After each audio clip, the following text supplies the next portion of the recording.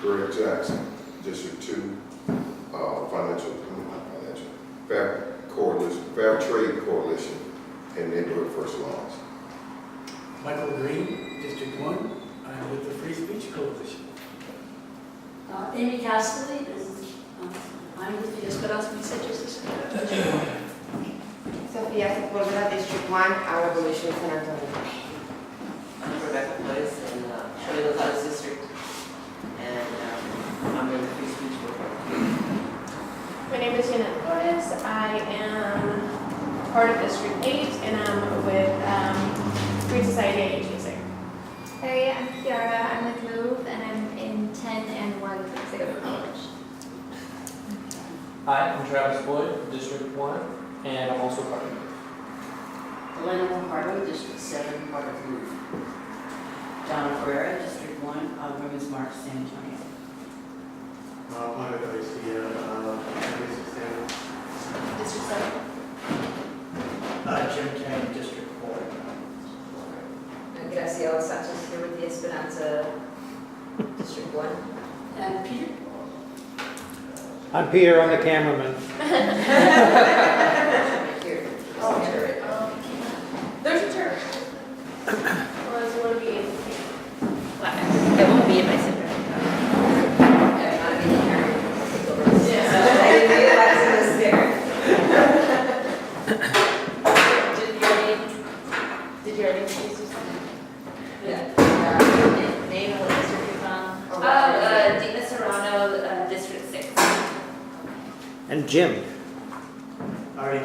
Oh, you did, okay. Okay. All right, so The next thing we have, yeah. So at the last meeting, we talked about how we were going to look into the various cities that other major U.S. cities that have a similar ordinance.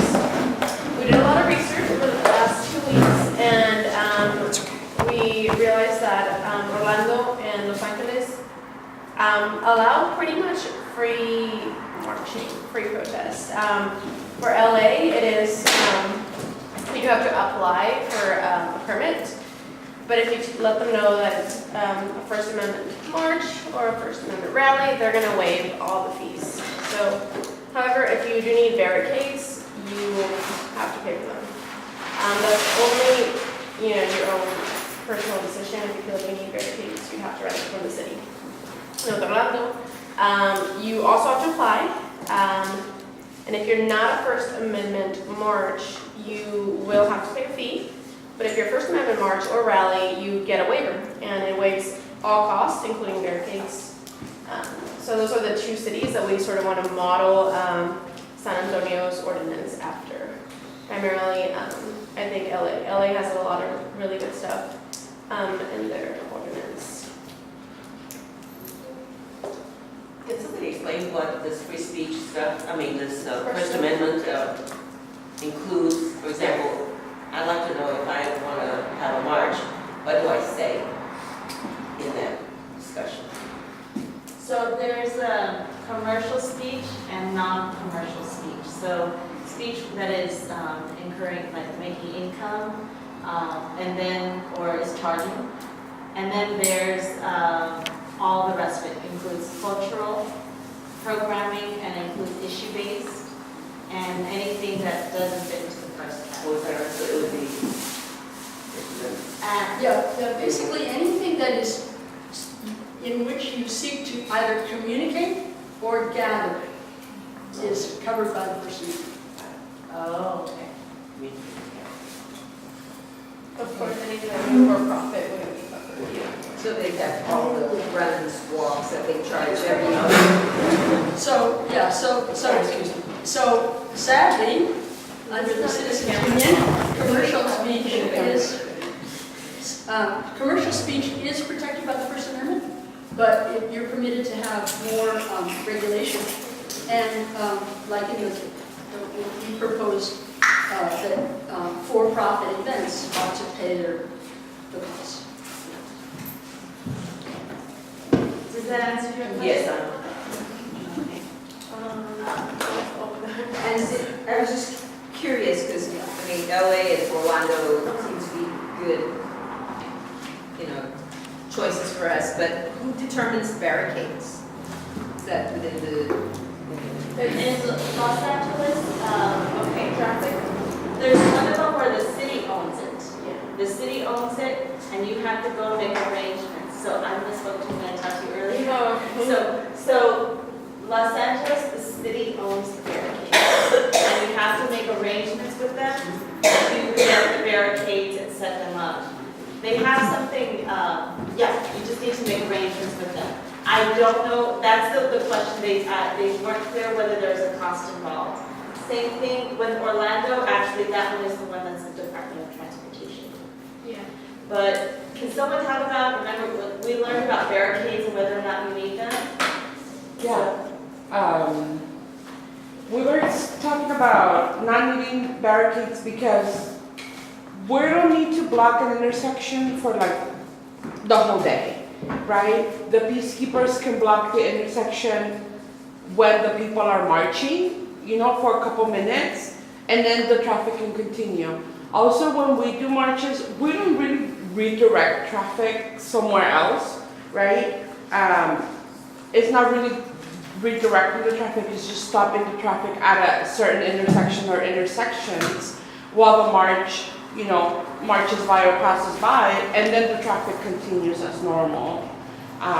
So we don't really need barricades because we have peacekeepers, and in Los Angeles they call them march monitors. And I don't know if you already talked about the application. So in the application for LA, they even have a section saying how many march monitors will you have, and we weren't really sure. I'm like, okay, or do you need, or will they need? And we weren't sure if it was like ours, or if we needed to specify so they could bring them. So when we called, they said, no, those are the volunteers, or the people, your people, that's gonna direct the march, that's gonna take care of the march. So they understand that in that way. Yeah, another really awesome thing about LA is we are not paying the police officers. If police officers are there, for any reason, the city is paying them. They're on duty. Because they're on duty, they're not off duty, So the city's paying them. What do y'all think about that? excellent. That's the way it Well, should be. that's why we made it. Yeah. Exactly, it's their job. But again, what I heard from a meeting was that it seemed, or from someone, maybe it was the meeting that we had with Dominio, that the city, the police department has their own contract with the police, and the police are required to get some jobs from this off-duty policy stuff, and that's where they've targeted marches for the most part, because it's time and a half that we would have to incur, so, and again, it's at the discretion of the cop. And there was also the discussion on the concept of peacekeepers being from the community who could do the work that the police do. So if there are questions of, police misuse of authority or any other questions like that, if it were to be in the hands of local peacekeepers, International Women's Day folks, or Carlismo Brown Berets, that could be another option. That's exciting to me because we have to remember that San Antonio is known for over-policing. They will throw a lot of police on an event, a special event, and they, in the last 10 years ago, they said that we needed 2 police at each barricade, so that's how the cost went higher and higher. Amy uncovered the manual on transportation and policy, and all of that was negated. We don't need 2 police at each barricade. And the statement that gentleman made who wrote that manual was that San Antonio was over-policing.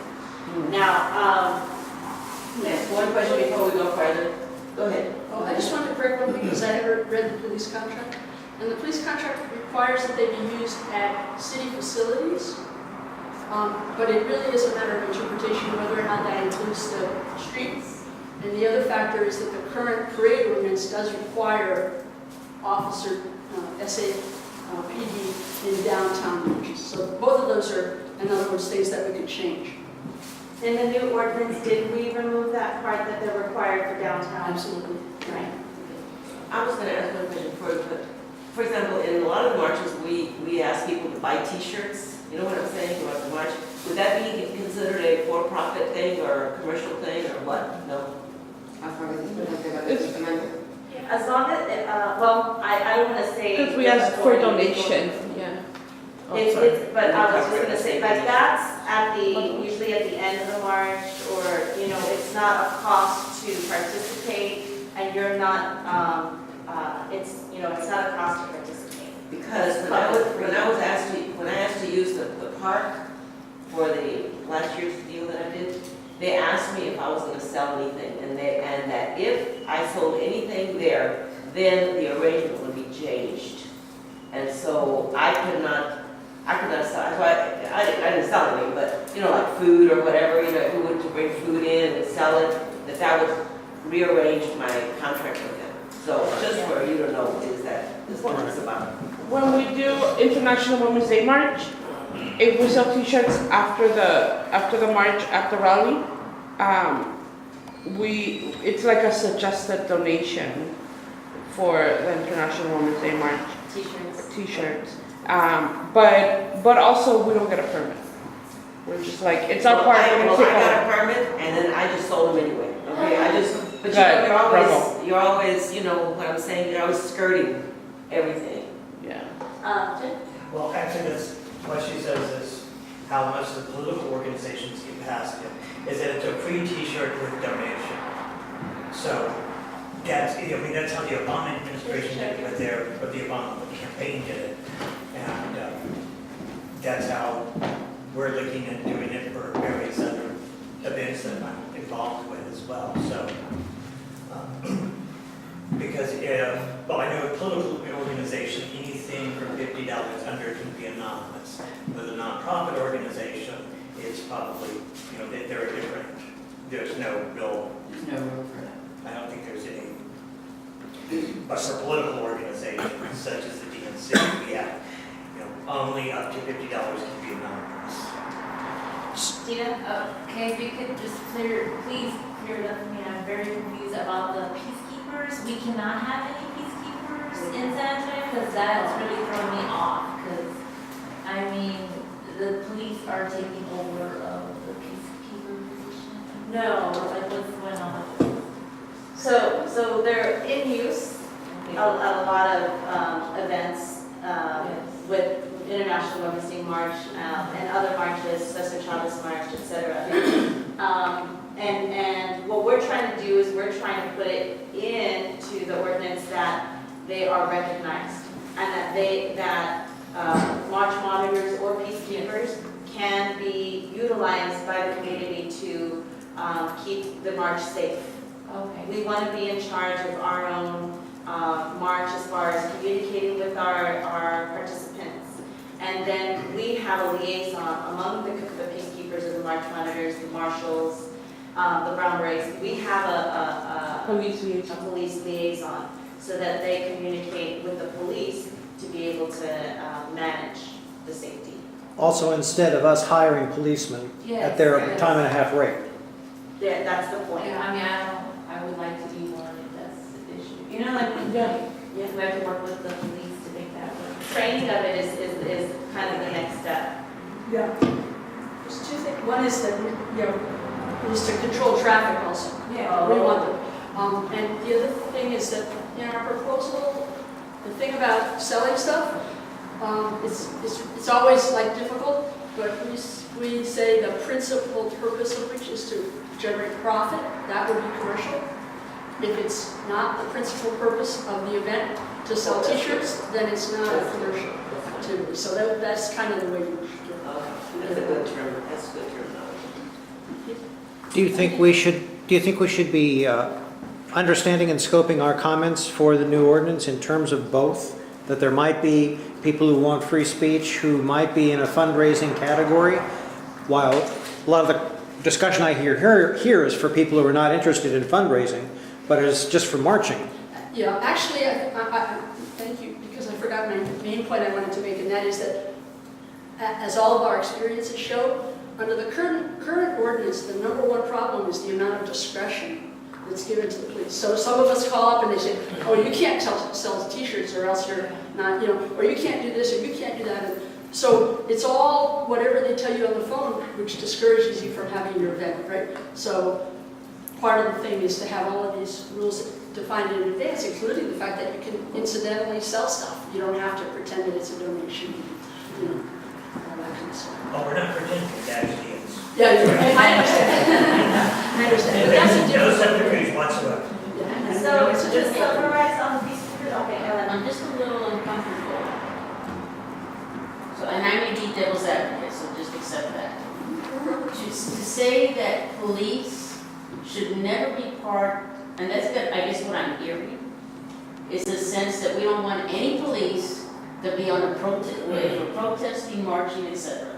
And I just want to make that clear, because if I'm marching for something that's important to me, personal to me, and it's a very insightful issue, and I've got people that now have open carry, and they're like in my face, another citizen isn't going to be able to diffuse that.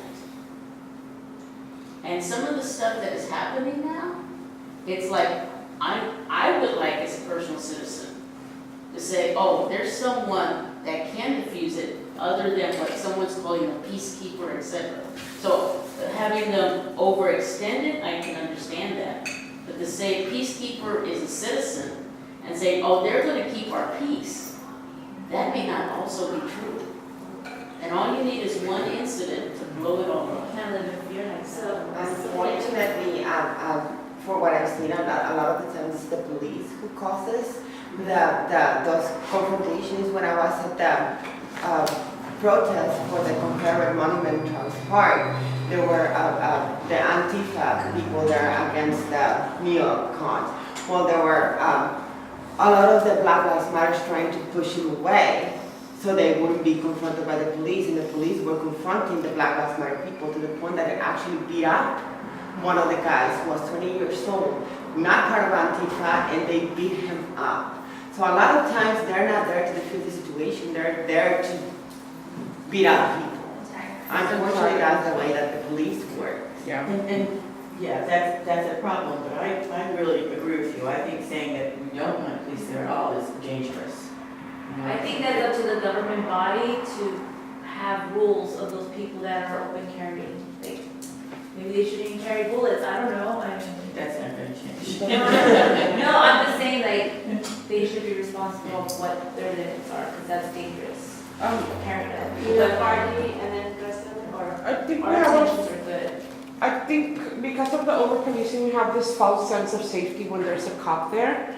But as a queer, immigrant, brown person, I've been personally harassed by the police, right? And most of the people that march are like folks in my community, queer, brown, immigrants. Now, like with the whole SB4 thing, we also have to think about our own safety, right? And since the police is working with ICE, it's also discouraging a large portion of our community, of our immigrant community, from marching and expressing themselves and fighting for what they believe in, because if police is there, police equals ICE, right?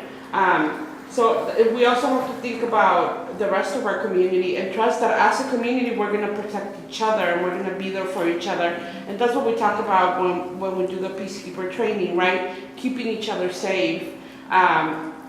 So sometimes the police show up anyway, right? And that's why we have police liaison, because the police want to know what's going on, what's happening, whatever. So the police liaison is trained to talk to the police and diffuse the situation and talk to them and tell them this is a protest, this is a march for the International Women's Day March.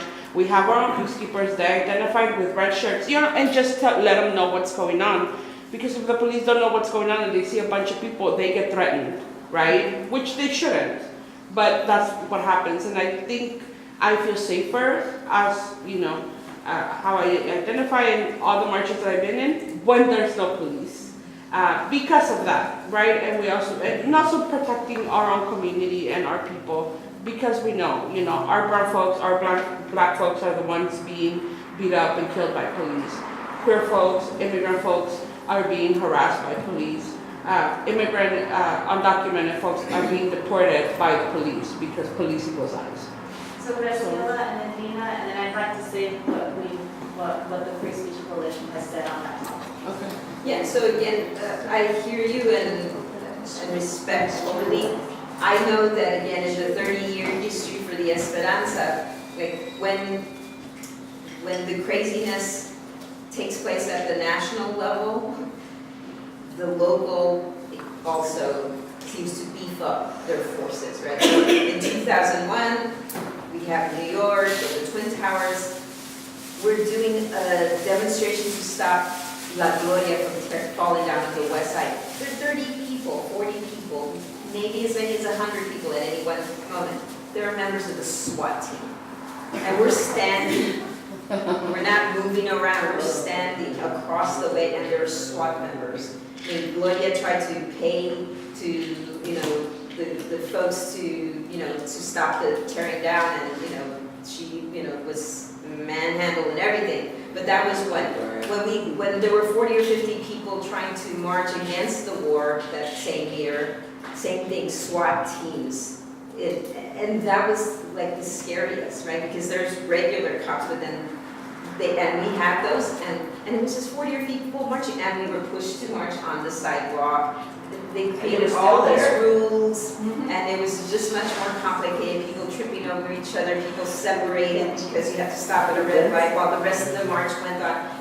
So it just increases based on the discretion of the police. So how do we stop that also? And it just becomes more dangerous for those things. So yeah, the escalation around the Confederate stuff, because some people are doing bringing their own guns, but yeah, and I don't trust them.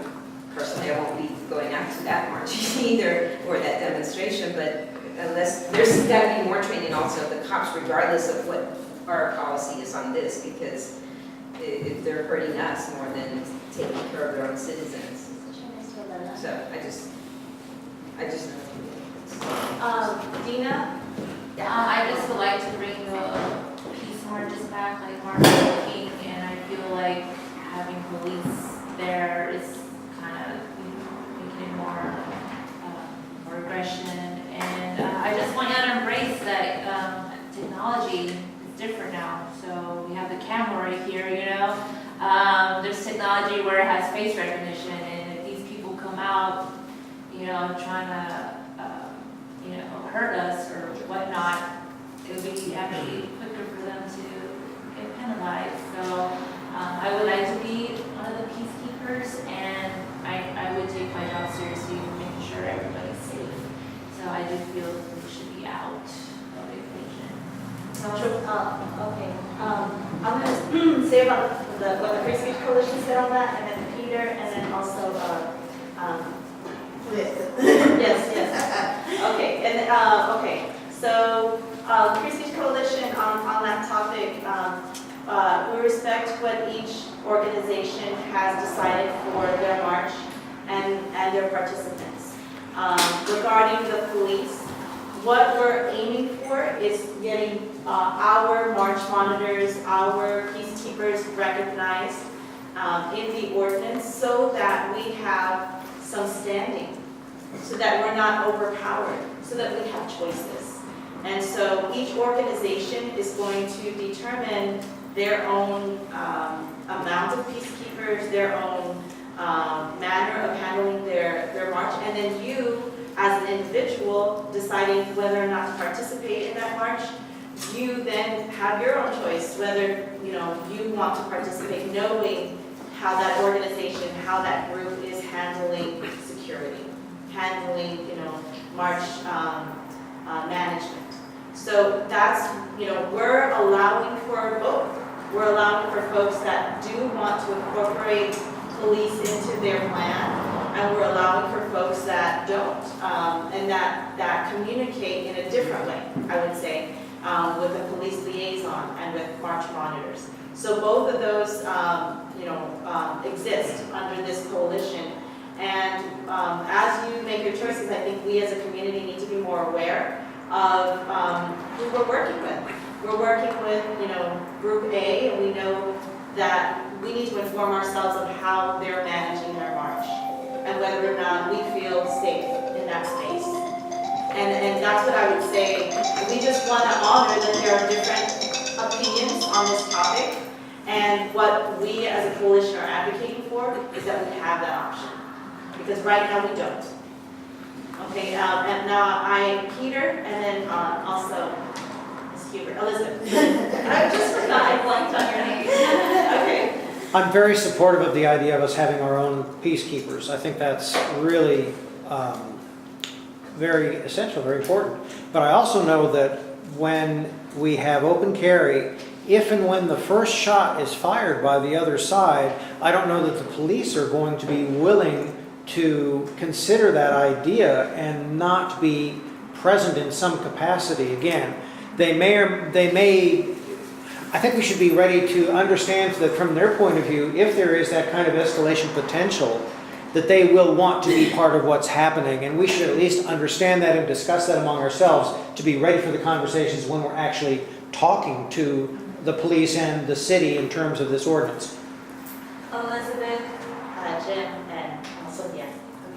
I think the issue here is, with San Antonio specifically, is not so much about the police presence, but it's just the over-police presence.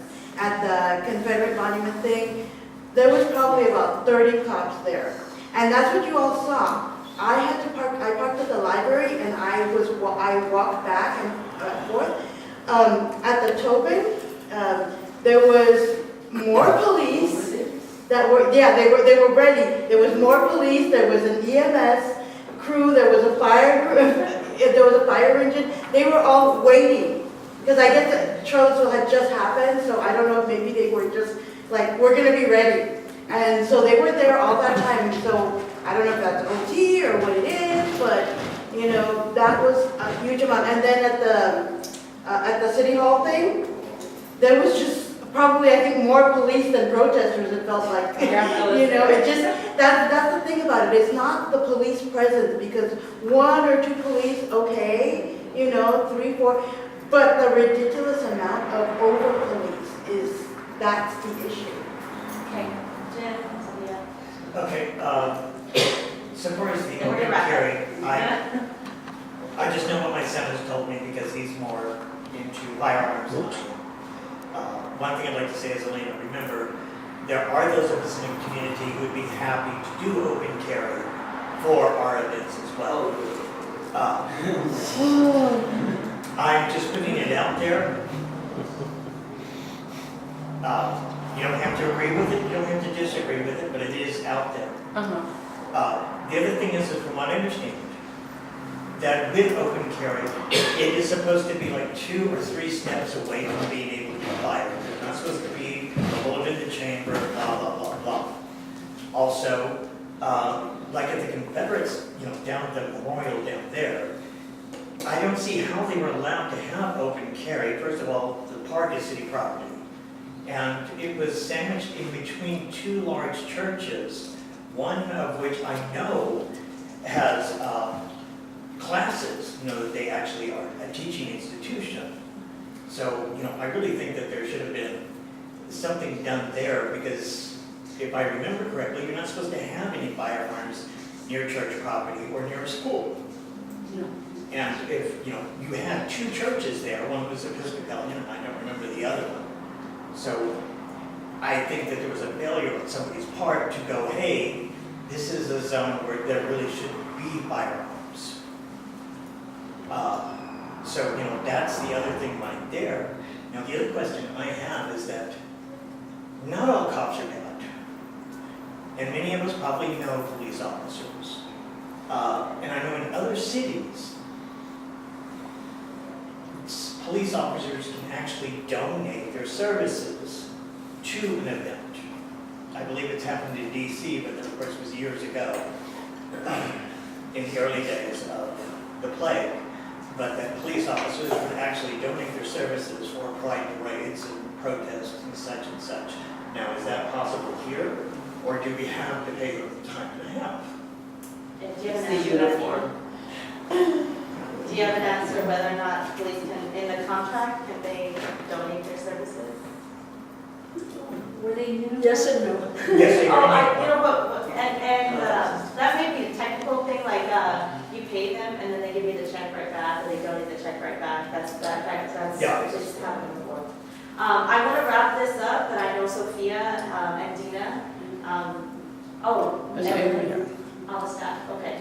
Okay, touching back and what Peter and Barb has said, you know, as a Latina woman, I also don't feel very comfortable with police. And we saw this also in Charlottesville, Virginia, where the white folks were more protected than the black and Mexican and Hispanic folks. I mean, white people were literally beating up black people in front of the police, and the police did not do anything. But when it was the other way around, the police would get involved and arrest the black folks. So again, as a Hispanic woman, I am not very comfortable with police. I have never been. Why? Because I know I am triggered. I'm one of the first ones who are targeted because of my skin color. That's just me. Yeah. I mean, I talked to Robert Billy, I think before he met with John, he was at my school when I was working, and we talked to the community. And I just was asking him, why so much police? I mean, my cousin had a warrant, he was at Whataburger working, drive-through. 6 police come and get him, and my cousin's like, why so many police? And they're like, oh, we're in the area. And then there's a dispute in the neighborhood where my mom lives over a mailbox. 4 police come.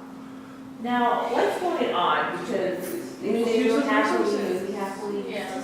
So I'm just confused of what you said about the monument, all the police. And, Well, I don't know the answer to that. Yeah, I I think didn't know the answer that's either, a parking so- lot, and question about, the policy of police. Yeah, but why so? And how the difference in response happens. Amy, I'm gonna ask for that this be kind of the last one, we're gonna wrap it up. I just want to share one First Amendment concept, because we're all like in this. And that is, it's really, really clear under the First Amendment that you can't be charged more or limited more because other people in the community don't like your message. So in other words, here, all the time we see, oh, that's controversial. Don't do it, you know, it's controversial. Like, just knowing the First Amendment, you should be able to say, no, it's never okay to require us to pay for more police, require more barricades, require whatever, because we're going to have opposition in the community. Okay, so the reason we were on this topic, just to remind you, is that we were going over Los Angeles policy, and we like their policy.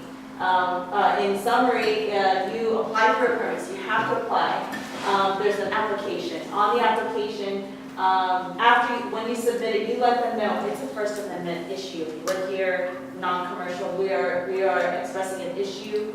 We're gathering, assembling residents. And so then that triggers them to say, okay, there's no cost for the permit, and there's no cost for police protection or assistance. And then they do ask you on the application, how many march monitors do you have? So they want to know how many march monitors you have. And then peacekeepers, we define that concept. They control traffic. They manage march participants. And they are a liaison with the police. Okay. I want to move to Orlando. Just a little bit more detail on that city. So in Orlando, I spoke with them, and they ask for a waiver form. So you complete the application, you do apply, and then there's a separate form that you submit requesting a waiver. And that waiver asks, why are you requesting it? And if so, what is your First Amendment? Why are you a First Amendment entity? And so then you explain why it is, and then you submit it to them. And that's how you get your fees, police, permit, etc., everything waived. And then if you need barricades, again, barricades, if needed, you go to the Department of Transportation, you speak with them. Yes?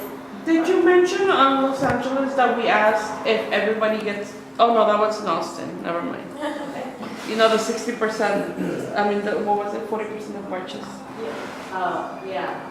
Can I ask you a question on this issue you raised about entity? Do you have to have an organization fronting this thing?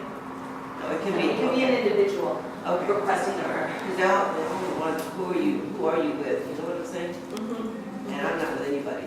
So the question is, I just put my name on it. I'm with myself. Is there, I'm sorry, it's late, but have you talked about whether there's a required turnaround time for response? And Yes. like what if you're wanting to have a. Yeah, 40 days on Los Angeles. But they are, still need to work with them on the phone, But they so did Barb. They will work with you, like, we spoke to Sergeant Correa, and he said, you know, ideally, we would like 40 days, but, we will work with you. And they do allow, of course, for spontaneous events as well. Oh, good. Okay, what's that allowance? How does that work? Immediate, I guess. He said there's no way we can avoid issues coming up one day to the next. And if that does happen, then we just work with the group that assembles. Sometimes they give us notice, sometimes they don't give us notice. But what we do is we just try to dispatch our folks as best as we can to respond. I asked, so do you charge anybody with a ticket for not applying? And they said no, that doesn't happen. That was spontaneous. Yes, spontaneous on both of them are allowed. They understand. Now, whether or not they mention it in the ordinance, I don't know. We specifically mention it in our ordinance to make sure that there's policy that backs up that practice. It seems like it's a common practice in both of them. So, any other questions? So, whenever you're speaking about free speech, we want to highlight Los Angeles and Orlando. We want to highlight them, and those are reasons why we say it can be done here. It's already been done in other large cities, and there are probably more, but of the large ones that we want to compare ourselves to, these are the ones. What's the population of Orlando? I don't know. Numbers. Somebody look that up. LA is huge. Okay.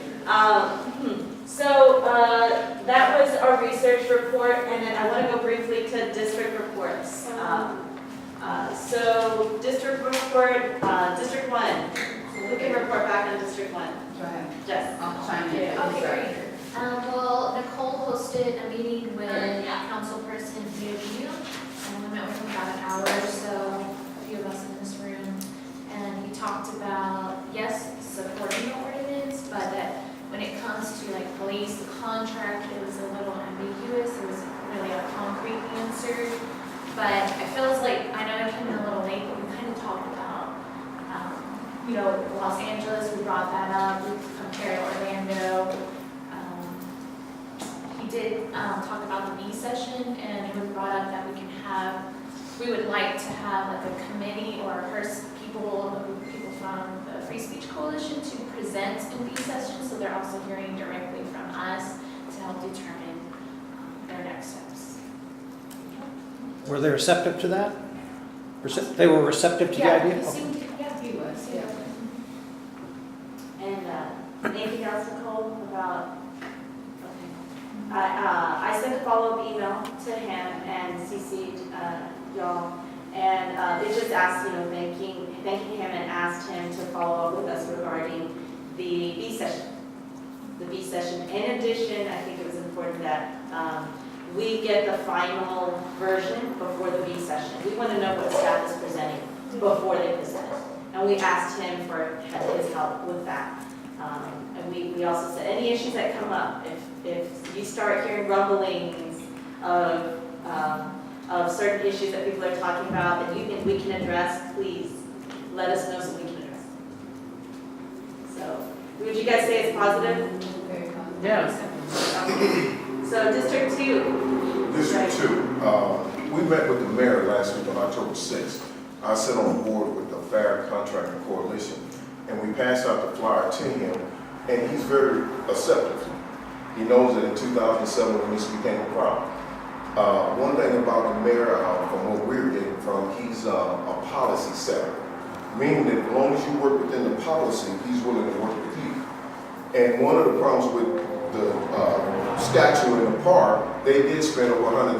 That was probably pretty much of police being on duty around the clock. And so that's one of the problems that he's trying to conquer now, is that if we don't come forward with this free speech and the opposite end, we're going to have to learn to work together. And that was his concern. So if each district is doing what they're supposed to be doing, I don't think that's going to be a problem to change this policy, because it does not work in the city of San Antonio. And he had his chief of staff there and one other person. And I passed out the same handout that Jolie gave us, and they read it for themselves. And matter of fact, we have Miss Stephanie Ali. She writes in the Observer newspaper. This is me, Floyd Wilson, and the mayor on the front page of the paper. And she did an extensive article and spoke about the Free Speech Coalition as well. So the mayor is on board.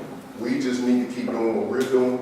And we're having a follow-up meeting with him, I think it's November, somewhere between the first week of November, because he's in Israel right now. So, but they gave us a 15 to 20 day turnaround to meet with him again. But what about the councilors District 2? I have Chris Dawkins is over with Cruz this morning, because he's having an event over at the AT&T Center for the community to come out and ask and speak on any issue. But he's aware as well, because I've been to his office. Jolie done called 100 times. And Jarvis and Celeste are trying to put us on his schedule for November as well to meet with him at his location as well. But I have somebody over there, and I'm going to leave in a few minutes to see if I can get over there and help in any kind of way I can as well. But Chris Dawkins is also in District 2. We're having problems getting a response. Now, Yes. I wish we would have followed up on Friday. We need to follow up Monday and not take, we can't do, it was email. You know, I want to make sure we tracked our conversation with them, our communication. But we have not gotten a date, and the excuse was that I was out of town, said the executive secretary. But we need a date in the next 2 weeks. But can someone tell me how far away November 8th is? We need a date. It's not I think it's less than 3 weeks. less than 3 weeks. How Less than 3 weeks. Okay. Are you gonna respond form encourage? We haven't, no, we haven't gotten a date on the calendar. They said that they will get us on the calendar on Friday. Yeah, maybe just trying to just go district by district. Okay, yeah, so District 2, District 3. So our meeting got moved up. Before it was November 28th, but that was too late because we're going to be session November 8th. So I asked if they can move it up. The best thing so that they can do is November 7th, so the day before B session. I know that's kind of not the best date, but I know we're really going to push it, and there's like 5 others from District 3 as well. And we, so far, I think we're kind of like half and half on it, going on that date. We haven't fully agreed, but I did tell her secretary, Rebecca secretary, that that we are willing to take that day, but just to hold on because we're not 100% sure if all of our schedules work, because it's a Tuesday at 11:30 a.m. So I don't know if that works for everybody for District 3. There's only like a good strong 6 of us. I haven't met them all, but we've just been going through emails. That's pretty much it. Well, you know, that gives us an opportunity perhaps to ask her, can you make sure that you bring the staff's, the staff's ordinance that they're presenting? We can ask her for something on that late date, you know? If you guys can. But I know we're gonna push it really far. They said, I know like with District 3, they're saying that we're just gonna push really hard and we gotta be prepared. We just gotta get her on board. Like committed. Okay, District 4, I don't see you've been here. District 4 has, Just meetings. yeah. You sent me the information that we have a meeting set for the 25th. Do you think we could get some talking points emailed out? And if we could get it in Spanish as well, because I believe that that would help. Yeah, which I'm not even sure what exactly that is. I haven't looked it up. I've got a surgery this week with my mother, so it's kind of been That's the only thing I know, so we have a meeting on the 25th. Okay, so that's good, that's coming up. The 25th is what day? It's, Wednesday. Wednesday. All right, so with Saldana, I would imagine the strategy is the same. We want to get from commitment. I say we also ask him to encourage the mayor to give us a presentation on the B session. And we all, should we be asking anything else in particular? I guess, I mean, if we have any questions about the police or the peacekeepers, we want a firm commitment from Saldana, and I think we can get it. His communication with our coalition has been pretty positive. Yeah.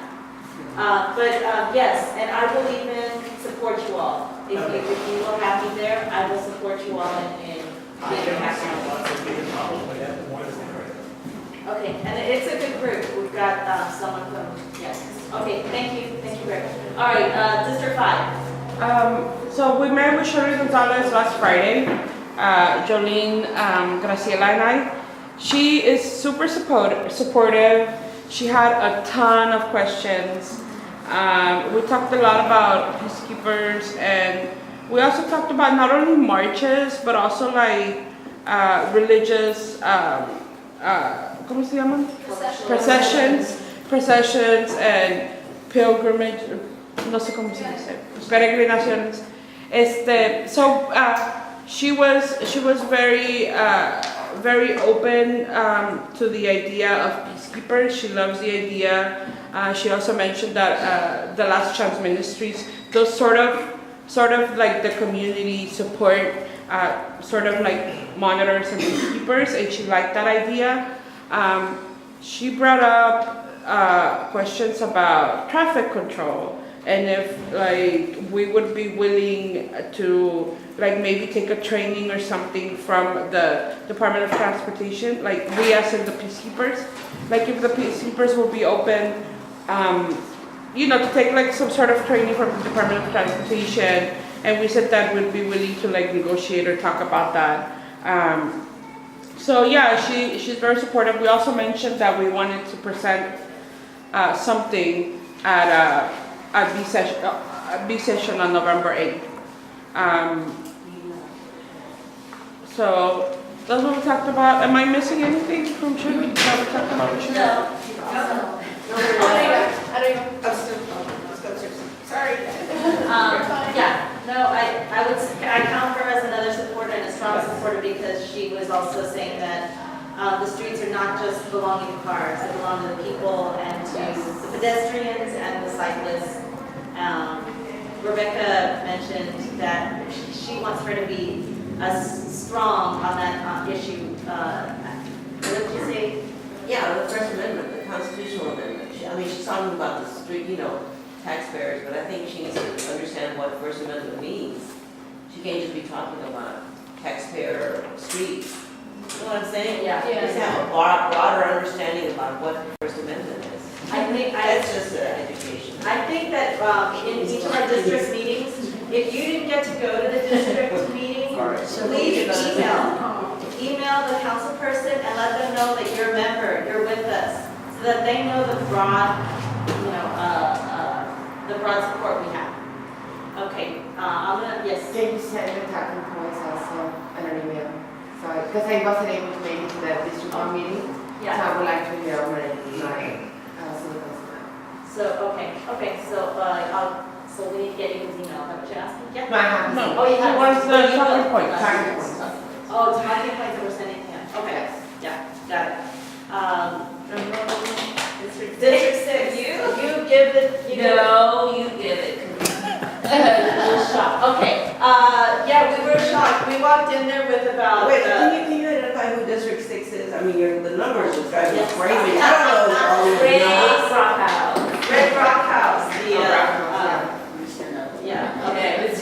So, District, Red Rock House, we walked in there were 10 of us, about, and we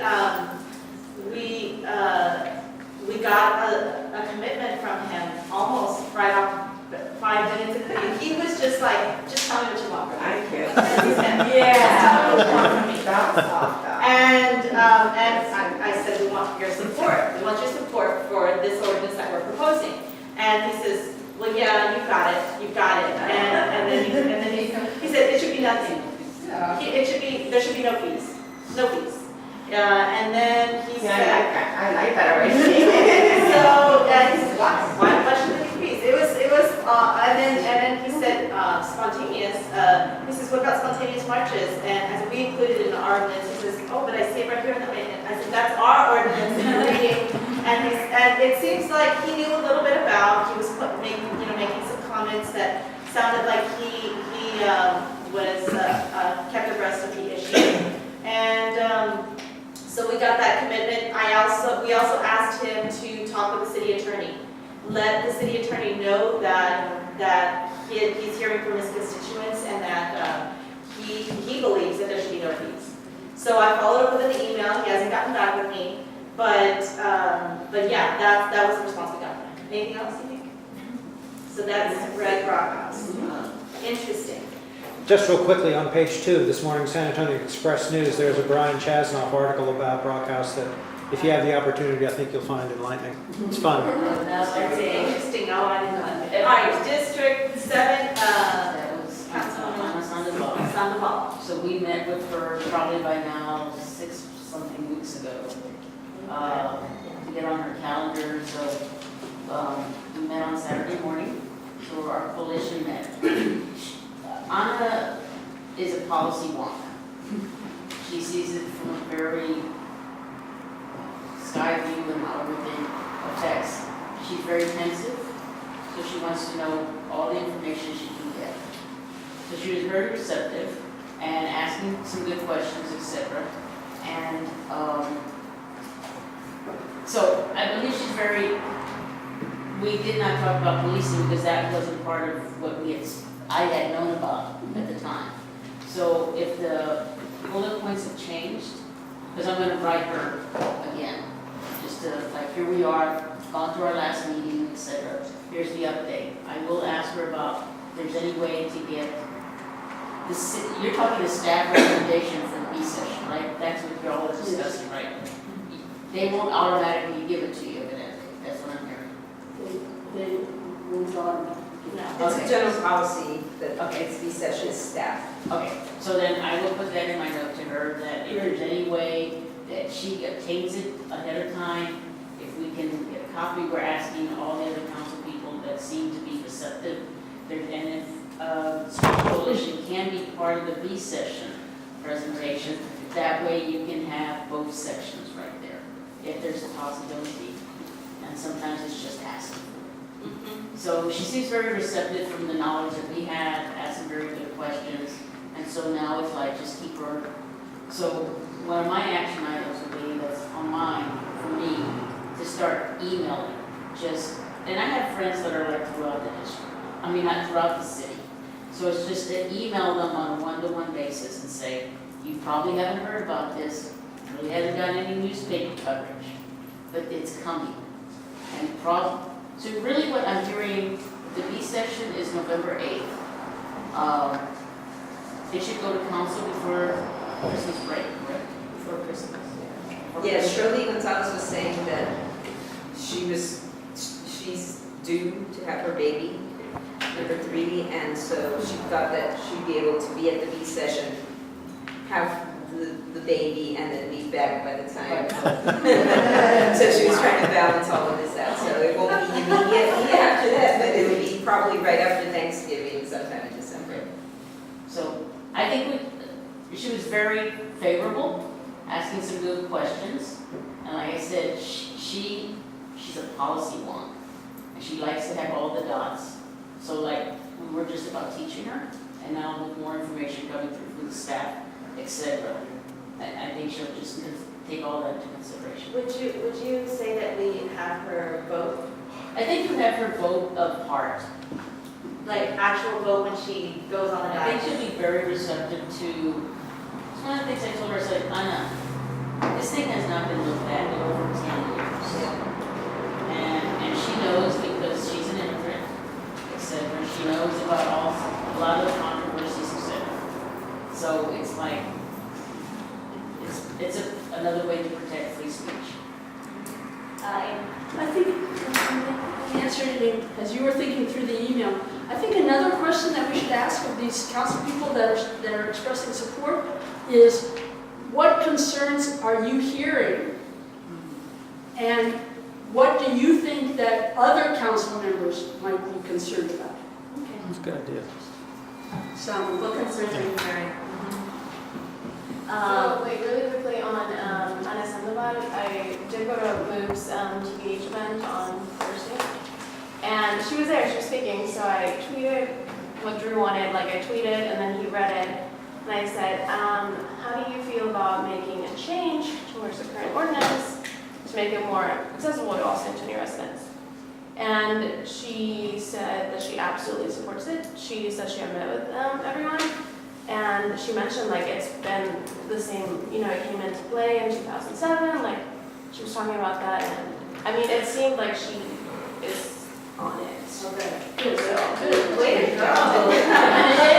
Shout out to Drew for reading my question. I'll sign it out, so it's the As a results of third your work. state, As in public. Yeah, she publicly. I'll just read it from. Yes. So we did, Yeah. the other Tell her thing, after. and I told you that when I gave the speech when you were invited me, we sent her at least 2 thank you notes after the meeting. So I really want to stress that. If you're meeting with any of the council people, whether they give you no indication, send them a thank you. Okay. Because you never know. Or an email. I've handwritten. That's a good idea. Do Yeah, thank you, you will get more. You never know. Build a relationship, yeah. Okay, so Dina is gonna send her thank you note. Dina, we have to send her a thank you note. Okay, I already did that. Now it's for something else. But I also wanted to kind of stress that you said you met with her about 6 or 7 weeks ago, and that's when we all started trying to meet with our respective council people. So the fact that people are, at least a few council members are holding back, that's just BS. They don't really want to talk, so we really need to challenge them, you know, because again, a few years ago, council people didn't get paid, so many people had another job. Now, we are paid. We are paying them, so it is their full-time job, and we need to stress that, you know, we've been calling you since the beginning of September, and to, you know, we can't be waiting 2-3 months for that. You know, I know for other issues, I've also challenged them, but, you know, it's really right now 2 or 3 that are holding us up.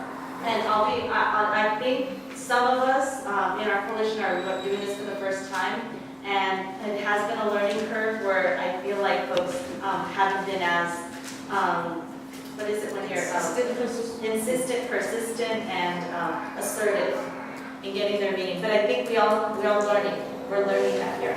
So District 8, we have a meeting. Juniors? So just, That is Manny Pelaez. yeah, we have a district we have a meeting on October 27th at 2 p.m. I won't be with the exact class, but, So someone get her enough to get out of class. yeah, someone recommended. Do we know your professor? No, no one knows my professor. Okay, Sorry. so, and Manny Pelaez, have people talked to him before? Oh, Susan talked to him, right? She mentioned that at the last meeting, and she said that he was really in favor because he really likes Amy. So he loves Amy, and I quote, is super intimidated by Amy. Well, most likely. So you can go to their meeting. Maybe was one Yeah, of his professors at the law school. yeah, background. That's But why. he's gonna be at UTSA on Monday. Sean and I are gonna talk to him, and tell him like, hey, this is what District 8 wants. Can we make this happen? And I do think that he's gonna be in favor of it. We'll see. And I mean, that will like, on Monday he'll hear from us, and then on Friday he'll hear from other people, so it's gonna be like a good. Double whammy. Yeah. Yeah, and that won't be the first time someone else coordinated the other day about this issue. So, all right, then District 9. Okay, no one's here from District 9, but it's the indivisible folks are handling District 9 and. Who is? Courage, sorry, Councilman John Courage. So again, I think it's an example of folks that weren't as assertive, but they said that they would go to his open hours. He has open hours. And then later on, when I pressed a little bit more, they said, oh, well, we called them back and heard from a different person that in their office that said, those are really just for individual concerns, like residents that want to bring an issue to the council member. So we requested a meeting. The secretary acknowledged. I made sure that we emailed this time. And they're supposed to get back with us. I was hoping we would hear back this last week. But he knows the timeline. And so we're waiting. Yes, ma'am. I'm in District 1, but I have a very close personal relationship with the Courage people. So I have his personal email, and I can, you know. Because Dr. Courage wants to know everything. He's real educated. He needs it explained. So I want to know, like I want to get either the head, the chief of staff, or the secretary. I know. You're not cold. Cold. Colt. Yeah. Oh, you know what? I didn't work very closely with Colt. I know. I'm cold very closely. Oh, you know what? I mean, yes, for Dropbox. But yeah, okay. Well then, we need. Let's before we leave today, let's do that. Or let's just send the text and say, look, can we get it next week? Can we just, even in the evening? So they have 3 residents that want to meet, and they are free at certain times. Evenings would be best, but Friday mornings would also work. And add Jen also to that group. Add Jen Olson. And I sent you on the Fajardo also. On District 9? Okay. Did you send it to me already? I just Facebook messaged you both together so you're connected. Oh, thank you for reminding me. Yeah. And just what we know about John Courage, even if we didn't have a chance to talk to him listening to the issues, I've seen him right for the dais, kind of like go even, and he's a minority voice, you know, and he goes with a progressive. But he likes to get his own. Absolutely. So I know he wants to hear us, right? Yeah. He's just, So kind of. they're gatekeepers. We started late in District 9. District 10 has a meeting. Yay. Anybody else, if you're from District 10? District 10 has a meeting, I think that's the 25th, is that true? Yeah. Perry. Okay, yes, what's his first name? I don't remember. Clayton. What is it? Clayton Perry. So, yeah, District 10 has a meeting, and it's Diana Sines and Amy Contreras that are leading it, but there are other people that are in District 10 that are going to attend. So I said October 20, I don't have my phone with me, but I'll confirm that date. I believe it's, did someone else say they have the 27th? Yeah, we have. Yeah, that's the, I think it's the 25th. There are 2 meetings on the 25th. One at 9, okay, that's the one. Because yours is at 2? No, what time is yours at? It's in the afternoon at City Hall. Yes, yeah. Theirs is in the morning on the 25th. It's like 9 a.m. at his field office. I keep on looking at you. Yeah, it's at his field office. Okay, so that's it. We are only missing District 2 and District 9. Is that right? And the mayor, officials? And the mayor. We never had requested a sit-down meeting with the mayor. Greg talked about it. Yeah. So people have taken it upon themselves to go, like Amy Contreras met with Marissa Bono and talked to her about it extensively. But I think we should meet as a coalition with either the mayor or his staff or, Mayor. Yeah, we So- can meet with him. All right, so let's, before we leave today, I'll get on the computer. Anybody have a special in with the mayor? You did on the 20th. Yeah. He doesn't like me right now because I challenged him about his trip to Israel. Okay. Okay, so, I did too. let's see if you guys at least we get, because it's 3 weeks, it's about 3 weeks away. When does he get back?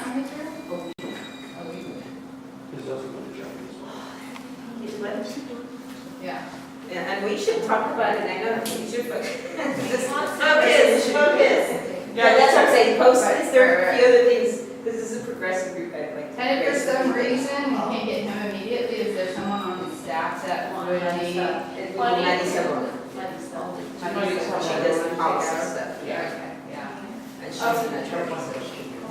Yes, You brought up religious processions. yes, Are there actually any religious organizations involved with this? yes, Because, I think it'd be great if we had none in the habit of this city that's in these meetings. Some of these people that still hear a lot of things. But I think it's the community that's participating in those processions Yeah. that over habits and things like that in college. So at our District 1 meeting, the First Unitarian Church was Okay. present. And there are only church entities, but cultural groups also are affected. And we have several cultural groups. The UUs aren't part of it? Yeah, yes, Oh. it's their social justice committee. Okay, so that's it for district reports. B session. So what's the time check right now? It's 11:20. Yikes. Yeah. All right, so just quickly, let's hit the high points. So our B session presentation, how can we prepare for the B session presentation? Sorry, what was that? B session presentation, so it's going to be dependent on what they tell us, right, where we are. And Amy, there should be one more meeting with the city staff at least.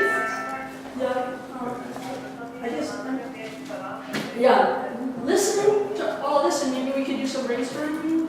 I think that the thing that they're gonna fight about, because the city manager is super into pay your way, right?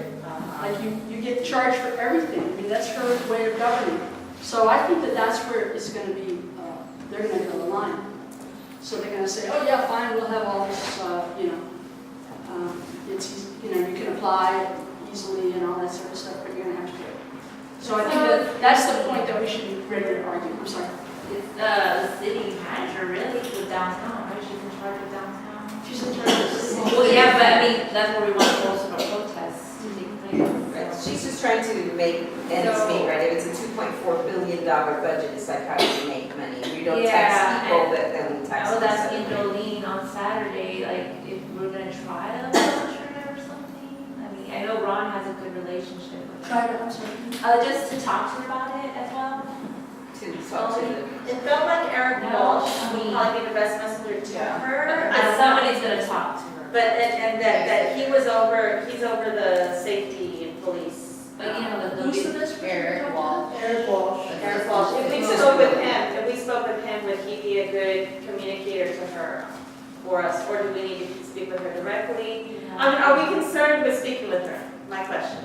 I would want to speak with her. Does anybody see any particular advantage in doing it her? I don't see why. The Is city there council anybody- is supposed to make the decisions. Yeah. I just don't see why. She's a hard liner. I don't think you get it with her. Yeah, I don't. Yeah, I think if there's Nobody know her better. the council push and commitment, I've seen how she says, okay, got it, I've got my marching orders, I do what the council tells me to do. Even if she's against certain things, we're just like, all right, then she just bubbles that and finds the money. I know she wants money and whatever, but actually, how many people or organizations actually go through the entire permit process and actually pay? No, but nobody can afford it. Nobody can afford it. So if it's about money, she's not getting the money anyway, because we're not paying. We're not paying. We're not even going through the permit process. We're not even getting a permit, we're just marching. Good idea, good, So who cares? I mean, good point. Well, here's the thing. Having a price has been really effective at keeping us from marching. It's been super effective.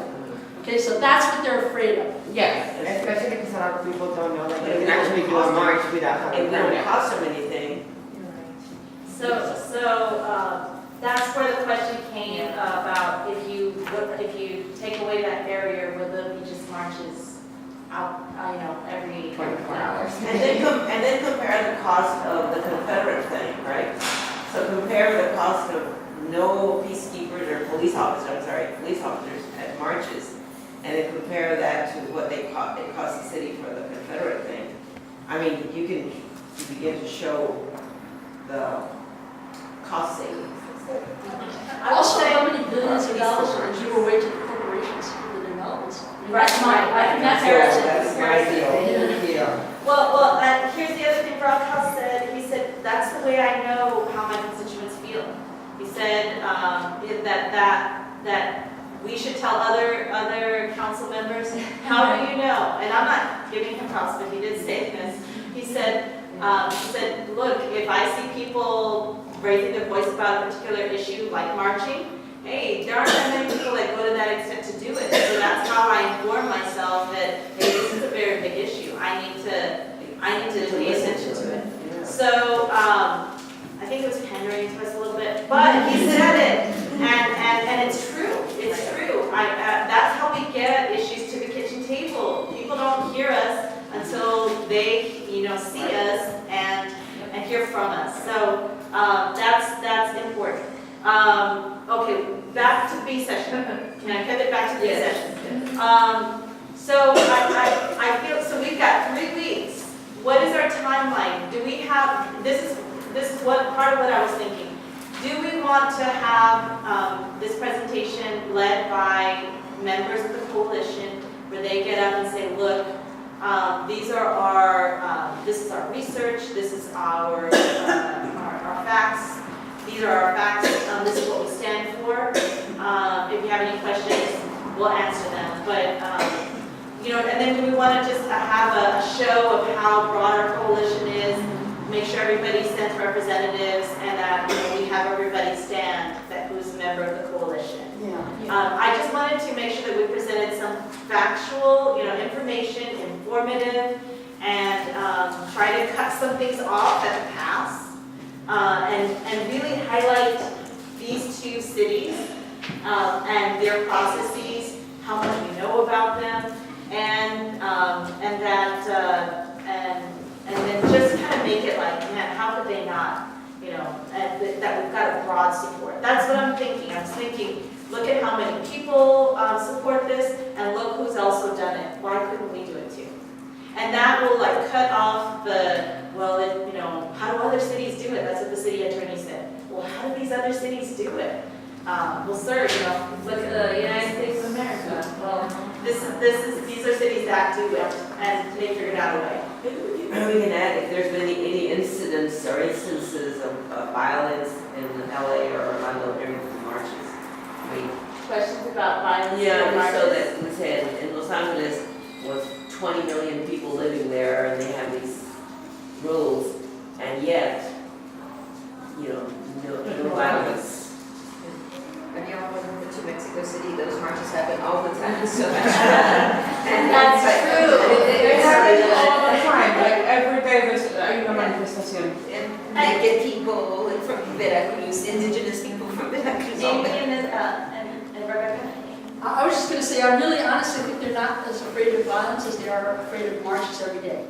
So that's what they're really, really afraid of, is that if we don't charge them a bunch of money, then we're going to have people out there every single day, blah, blah, blah, blah. Okay. So that for us, that sounds great. But that's the truth. And Amy's bringing that up because that was an issue that we think might come up, preventing, them from wanting to vote for us. Just the B session, what does that look like? I've just been to the Citizens Speak thing. The B session is different, right? Yeah. The B session is held in a separate room away from the city chambers, and it's a smaller room, and the residents typically don't get to speak. It's not very much seating at all, and so we can fill that room very, very quickly. But then who speaks? Is it like a group or individuals, or how does it? They create their own, dais. It's just tables, and they all sit there, and the city staff does a presentation. It usually is a time to work. It's a work session. Yeah, and they're workshopping issues and asking questions to city staff, and it's a go back and forth between them and city staff. Residents aren't allowed to speak typically. Although again, under your work, we saw when they started talking about equity and we were funding he invited Christine Drennan as a professor to speak and to support something that a city staff person was raising. So, and then in the governance committee, some of us found out about the discussion about the free speech CCR that was put forth by Trevino. So we showed up, maybe 10 of us or something like that, and Nuremberg got up and said, you all have 3 minutes, and we just turned around and handed it over to Amy because none of us were expecting. But it was really good, and we got the support from that governance committee, both to speak and just their affirmation afterwards in the conversation. So my suggestion would be, if you do get, even if you don't get time, or they're not asking you, you can present. Anyone that can go to the B session.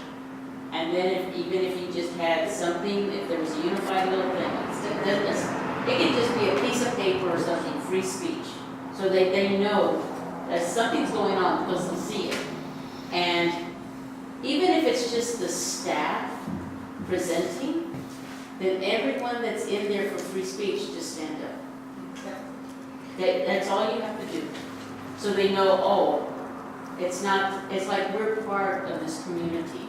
The staff is presenting, if no one else gets to present, then we're here in the room. You know, if you do get the option that someone from the Free Speech Coalition can speak, they'll probably give you 5-something minutes. It's not going to be long. So it could be like Amy for any legal questions, or someone yourself, whatever, and anyone else is the ambassadors of the free speech again. You have something, it can be a little piece of paper, just free speech, tack it on, and then you stand. What I was thinking is going in with placards and saying, I'm in District 5, whatever Shirley's is, and free speech movement, District 5, or Shirley was. And then just, can we walk in with little, like, little... You can't carry signs in there, can you? Well, one time when we were talking about housing, we had some rolled up stuff and then we unfolded them and we had 5 or 6 of them and they were pretty large. So each one of us will go there so that Shirley can see how many people are there. It's a sign that you can put in here and take take out out the others.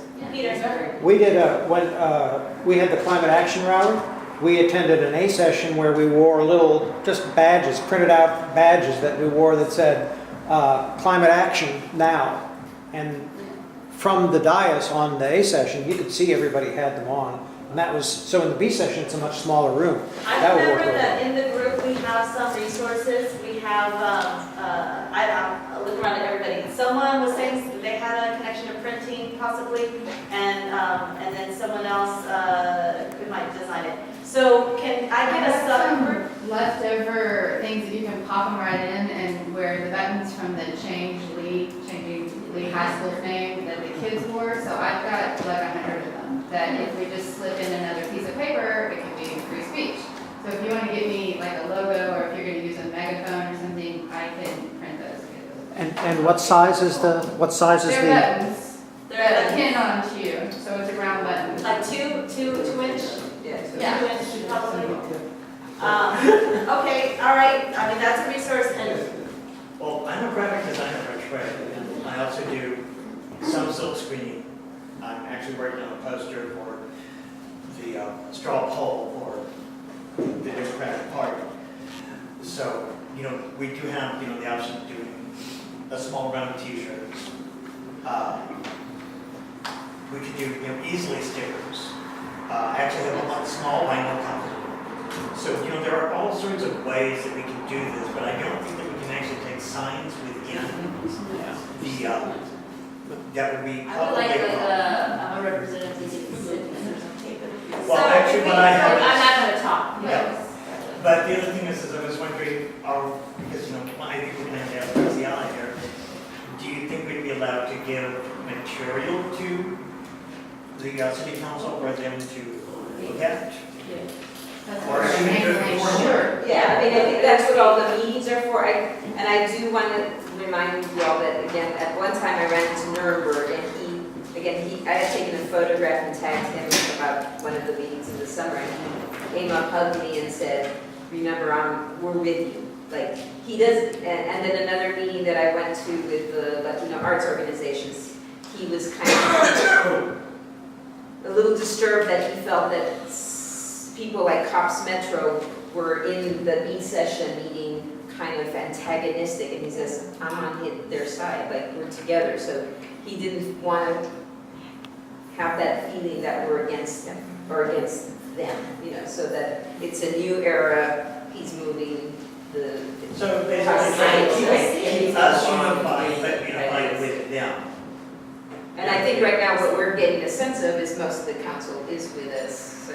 So we can't be that friendly. If- You always have to, we can't be that friendly. I'm not saying, I'm just saying that that's what I'm feeling, like the challenges that I put out, he kind of does this thing, he just wants us to. But if we're there and there are enough of us, and then one person can say, for every person you see here, we have, 20 people in each district. Each district is represented.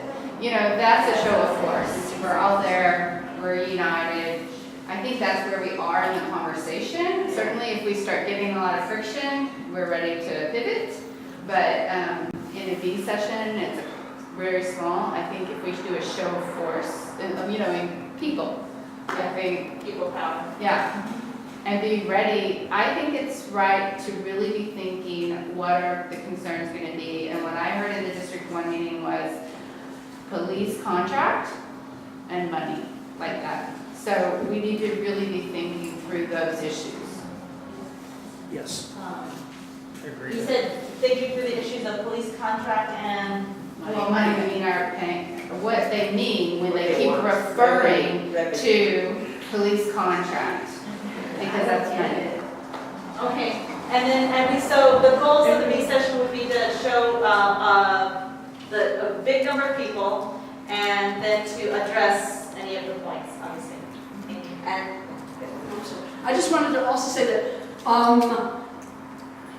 our main message, let's see, we're asking for so much more than the First Amendment requires. Okay, so unfortunately, our message is, San Antonio doesn't, shouldn't do the minimal. We should be a city that embraces democracy, and embraces these values, right? So I do think that that kind of idea, because if they refuse to do anything and they keep what they have, then we can't, we can sue. There are things that are unconstitutional there, but we're not going to get anywhere. Well, the most progressive idea, right? What? Being progressive. Yeah. Being at the forefront. Being a leader in this area. We're starting a new. Dare I say a world-class city? No. Being ahead of the pack, right? Yeah. So it's not like just complying, because if they look around, they're going to find other places that are bad too.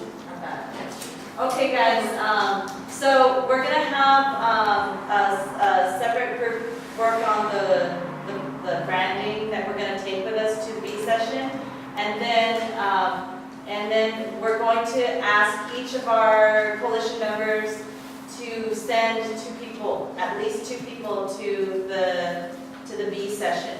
So folks like the Esperanza, Move San Antonio, the First Unitarian Church, all of the different groups, Better for Education, everybody, our revolution when you guys are ready. So. What time is the B session? 2 o'clock. On Wednesdays, November 8th. Wednesday, November 8th. Yes. For the B session, are we expected to have the language of our ordinance more solidified? We do have it solidified. I just Because said the last that. time I saw it, it was just like a comparison with bullet points. I didn't see anything more formal than. Yeah, the bullet points are just like an easy, here you go, so you can, But for the B session, they're gonna be expecting much more than that. So Yeah, what- No, it's already done, it's already done. We have the draft ordinance, and we submitted it, yes. They gave it to you at copies of that? Yes, I'll have a copy, I can give you a copy. And last, that's what I wanted to wrap up with, was just the B session. Now, we need to check in with people before we meet at the B session. So, what is a meeting, what is a date that we can meet before November 8th? And all we would focus on is our presentation for the B session. By then, all of the district meetings should be I happening. think a week before, at least. So what's a week before? Number one. I think that would be next week. It's October 31st, yeah. Halloween. Yeah, And then November 1st and 2nd, it's really chock full of Dia de los Muertos. We have the 4th and the 5th. Which is Saturday. We can meet on Pick on the Saturday. Okay, all right, let's do a Saturday morning again, 10. Saturday, The November 4th, 4th. the weekend before the 8th. What's that date? That's the 4th. Saturday, November 4th. Is that election? 10. Yeah, 10 a.m. Football. What's that? At 10, we're at. Can we be here? Upstairs, yeah. Okay, it's here. What else? That way we'll have, Are we gonna address the peacekeepers or that's just? well, at that time, let's see if it's still an issue that we feel is on our priority list. Yeah. And I will, you should talk with Barbie about the trainings. All right. Okay, yeah. Other than that, I'm just gonna ask for like any last words. Any last words? Any last We words? just want the B session to happen, so who do we talk to? It's happening. Okay, so the We'll say timeline. that. 2 You o'clock. mean the presentation? Yes, you said 3 minutes or Oh, something. no, just, yeah, I'm sorry, that, the meeting was having, that we get to speak, we're still working on that. Yeah. But they're invited. Anybody can go to any session all the time. You just- 10 a.m. No. They're public sessions, No, yeah. that's Just fine. wanna make sure we get the time. Yeah, it's not concrete yet. Yes, what do we do to work on that? That's the council members. Yeah, so we gotta talk to Brady. Yeah. His I'm gonna show you the email I sent to him. All right, then there are no last words. The next time we're gonna get together is November 4th. I would like for all of our coalition members to be here so that we know that they're with us on November the 8th. So how big is this group? Because we have about 40 groups that have signed on to the coalition, that would mean 80 people. Oh, you mean, how big is the room for reception? Yeah. It's, Not everybody's gonna show They up. can move, worry about They the can room, move, guys. they can Just move bring people. Don't worry about your You're right. website. Oh, You can be standing, you can be in the hallways. They can know. Don't worry about the Yeah. website. I'll bring like 20 people then. Good, yeah. It'll be hard to get. okay. All right, but are there any other questions? Are we on the same page? This focus of this meeting is just the B session. Don't forget to send me that speaking note. I just have one point real quick. Send it to all of I forget, us. I don't know your name, I'm sorry. She brought up the whole tweeting thing, so I think it would be beneficial if we had like a live tweeter or someone just, live shooting the B session once we get there. We can ask someone, We can open this. Facebook or. Oh, well, whoever does it, just and yeah.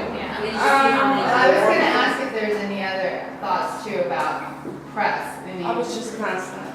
probably the Express News, people will be at the B session, so that'll land on their radar again. But if we want to think through deliberatively about, approaching a columnist or something, so that we are in control of it. Yeah, it's her, the board of Express News is Yeah. a different column also than Right. the newspaper. Also, I was talking yesterday to Pilar from Mundo Hispánico, because she calls me randomly to see if she needs like news or whatever. And I told her, I will call you back. So, I mean, if we want to, she's down to take pictures and write a column about it in Espanol, even do an interview. She's down to do any of that. So if we want to do that, then I can copy that and she can interview one of us, and she can also write about it. Yeah, Gilbert Garcia or Brian Chasnoff in the paper. There are a lot of avenues. Yeah, you can go for Christie. No, we should try to set up time. So we do like you should contact Pilar. Sure. Yeah, and again, whoever's gonna speak, again, you need to make sure you all have the right stuff and. Yeah, So that goes back to the talking points. That should be consistent. What we're saying to our council members, it should be consistent with what we're saying out to the media. to all of us, right? Let's send it out to Yeah. everybody. Also, well, going back to the media, are we gonna have media point, like if somebody contacts, if the media contacts any of us, are we gonna direct them to certain media point persons? Like, these are the media, the people that are gonna speak to the media. And we should definitely have, bilingual folks as well. Media spokespeople. I think Julie should be it, yes. Yes. I I would really like, other people to step up as well, so that we broaden our capacity. But I will play whatever role I need to. I'm in district. Yeah, I have a really good relationship with a lot of the media. If you want me to do the Spanish, I can do the Spanish. And I can also prep people to talk to the media in Spanish. So maybe we can make it a subset, like immediately after this meeting, we'll do the media prep. Okay. And I just, like it or not, they'll go to Amy as the legals. Oh, yeah, of course, So- definitely. We like it. We like it. But I think what Amy likes to do is make sure you all have all the legal stuff so that the power is the community too. Yeah. But sometimes things do get complicated and I always say answer. Yeah, and sometimes the media is like, can we speak to your attorney, or can we speak to the legal person? They always want to have that. Yeah, I'd like to make sure we get, a cross-section of our coalition or of the community represented in our media spokespeople. Can I add that Graciela has been moving on this issue for how many years, Graciela? So we need to have a historical, person talk about the history of Yes. the crap that's happened in terms of taking away free speech. So I think Graciela needs to be a key person. Historical. Yes. Contextual. And a good precedent too. So, I'm not understanding, maybe we're gonna decide on the 4th, but I'm not understanding, are we thinking about having a press conference, a press meeting? I mean, A press release is what was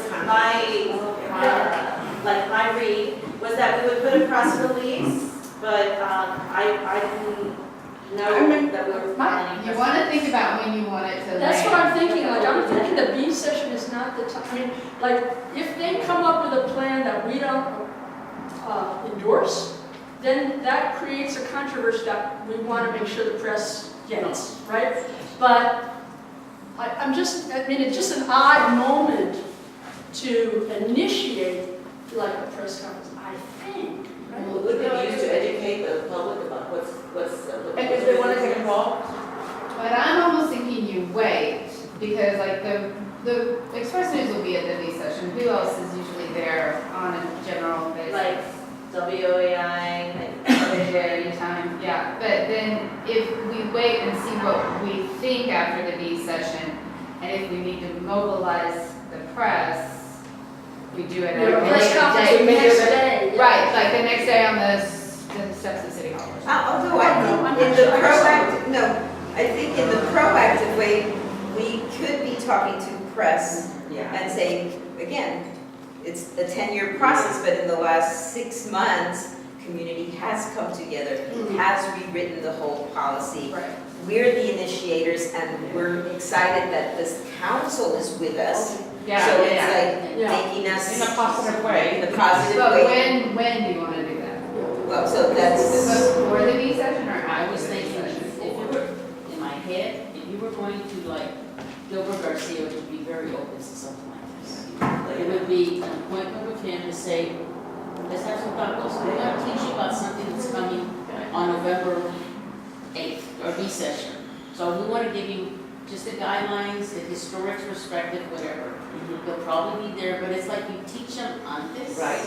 So that way, then they're listening. to But what you you're teach saying. a few that you trust with a message on Yes. this, and then it's not a press release. No, okay. So they gotta be a little Yeah, bit. for sure. I don't think we But maybe we do a press conference on the Monday before the meeting.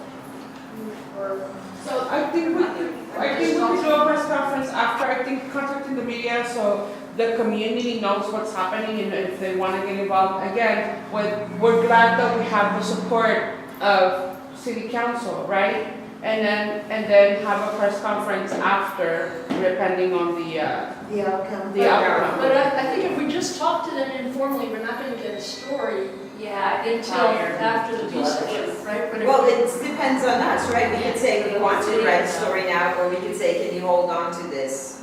We're just giving you information. But I think we're saying, aren't we, that we want to have a story before? yes, so everyone. But I don't think a press conference before, but I do want to have a story before. And again,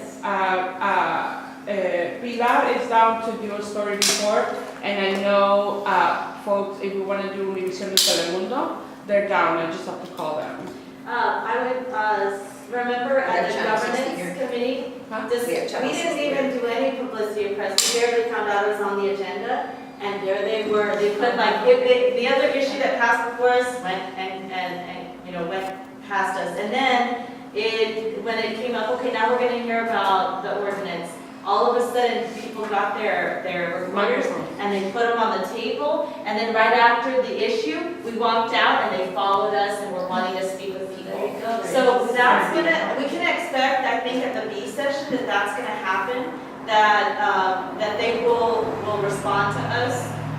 So I think despite our desire to hold off things, I think that it will happen, so we should be prepared. It's what I kind of believe that we were doing, was preparing ourselves so when it does happen. But being proactive is also important. So we can do that. We're talking about it at this, can the conversation and the organization of it all wait until this meeting? No? I mean, again, if we want to talk to Gilbert Garcia, we can do it. I think we should there. Who does the city council read every day for their political insights? And I think that Gilbert Garcia, they read the newspaper, right? And I think if we have something in Gilbert's column, before that, they'll say, oh my God, and I guess it's just and then do something afterwards. But I think we have to educate them before. And I do think we really need to do the track. Okay, guys, one meeting. I think we definitely need to do the media prep and have specific people that want to talk to the media in both languages for November 4th after. Like you were saying, the media is going to be after us, so we need to have that. Okay, so just to repeat, we're doing media prep after our regular meeting, November 4th. We're doing media prep. But we're asking someone to reach out to Gilbert Garcia ahead of time. Yes. Right. Okay, so Graciela will be reaching out to Gilbert Garcia. And if that meeting is set, then who would like to be part of that meeting with Gilbert Garcia? It's going to be a meeting, it's not going to be like a... It's going to be a discussion. I would see it. Oh, okay. It's a discussion. It's a small, Okay, I would like over to coffee. You, Jolene, too, and... Okay, Amy, Yeah, no, I'm not. Y'all heard. okay, let's look, and we'll think about it, maybe move, maybe SAT explore. Because he knows me. Yes, okay, good. I mean, if I know the date and everything. Good. And then that's going to be, I also want to get everybody's okay to reach out to Pilar so we can do one in Spanish as well. Yes, I agree. And if folks want to be there, let me know. She can also come to the Esperanza and take notes and bring her camera. Good. Yeah, in the Texas Observer, we have Mike. Oh, Okay, all right, well then that's gonna be happening, we should let everybody know. I'll send folks the talking points to everybody. Also, if you guys can sign in. If you didn't sign in, sign in. And I'll translate the talking points. Are they already translated? No, some of them are, but not all of them. Yeah, I'll translate. Thank you. All right, I need to, Sophia, we need to contact Mundo Hispano. Okay, and get a meeting. Anybody else that's gonna meet with after this? You need to get with Barbie. I think it'll be So just just for a for moment. meeting the day before? Yes, just We sign it. don't want to move that up, but I mean, we're happy with that. Yeah, We're they're. happy. Okay, I don't even want to fight. I just got those And then you and I will meet contact about. Yes. What we're